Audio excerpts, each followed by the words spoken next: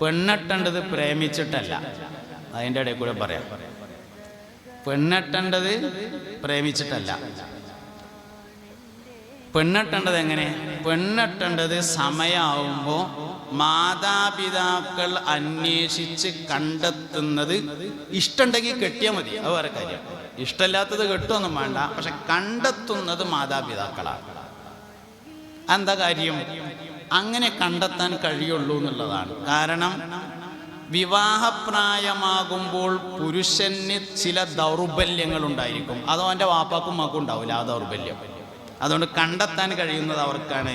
ഓന് ഇഷ്ടപ്പെട്ടെങ്കിൽ കെട്ടിയാൽ മതി എന്നുള്ളതാണ്. അതുകൊണ്ട് കെട്ടിക്കേണ്ടതും പ്രേമിച്ചിട്ടല്ല, കെട്ടേണ്ടതും പ്രേമിച്ചിട്ടല്ല. പ്രേമിച്ച് കല്യാണം കഴിച്ചാൽ 5 ബുദ്ധിമുട്ടുകൾ എന്തായാലും ഉണ്ടാവും. ചുരുങ്ങിയത് 5 ബുദ്ധിമുട്ട് എന്തായാലും. ആ 5 കാരണങ്ങളെ കൊണ്ട് പ്രണയവിവാഹം പരാജയപ്പെടുകയും ചെയ്യും. പ്രണയവിവാഹം ആത്യന്തികമായി പരാജയമാണ് ഉണ്ടാകുക. വിജയം വളരെയധികം പ്രയാസമാണ്. ആത്യന്തികമായി പരാജയമാണ്. പരാജയത്തിൻ്റെ ഒന്നാം കാരണം ഉമ്മാക്ക് ഇഷ്ടം ഉണ്ടാവില്ല എന്നുള്ളതാണ്.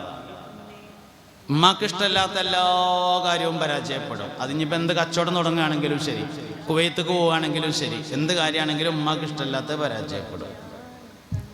മറ്റൊരു കാര്യം, പ്രണയം വ്യഭിചാരത്തിലല്ലാതെ തുടങ്ങൂല എന്നുള്ളതാണ്.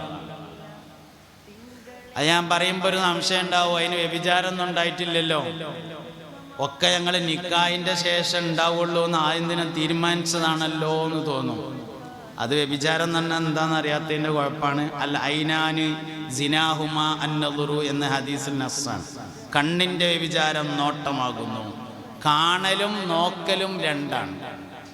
കാണൽ വ്യഭിചാരമല്ല, അതേസമയത്ത് നോക്കൽ വ്യഭിചാരമാണ്.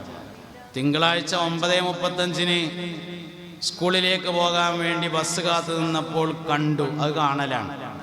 ചൊവ്വാഴ്ച വീണ്ടും 9:35 സ്കൂളിലേക്ക് പോകാൻ ബസ് കാത്തു നിന്നപ്പോൾ കണ്ടു, അതും കാണലാണ്. ബുധനാഴ്ച വീണ്ടും 9:35 സ്കൂളിലേക്ക് പോകാൻ വേണ്ടി ബസ് കാത്തു നിന്നപ്പോൾ കണ്ടു, അതും കാണലാണ്. വ്യാഴാഴ്ച കാണാൻ വേണ്ടി ബസ് കാത്തു നിന്നാൽ നോക്കലായി. അൽ ഐനാനി സിനാഹുമ അന്നദുറു. കണ്ണിൻ്റെ വ്യഭിചാരം നോട്ടമാണ്. നേത്ര വ്യഭിചാരത്തിൽ നിന്നല്ലാതെ പ്രണയം ആരംഭിക്കുകയില്ല. ഹറാമിൽ തുടങ്ങിയത് നരകത്തിലല്ലാതെ അവസാനിക്കുകയില്ല.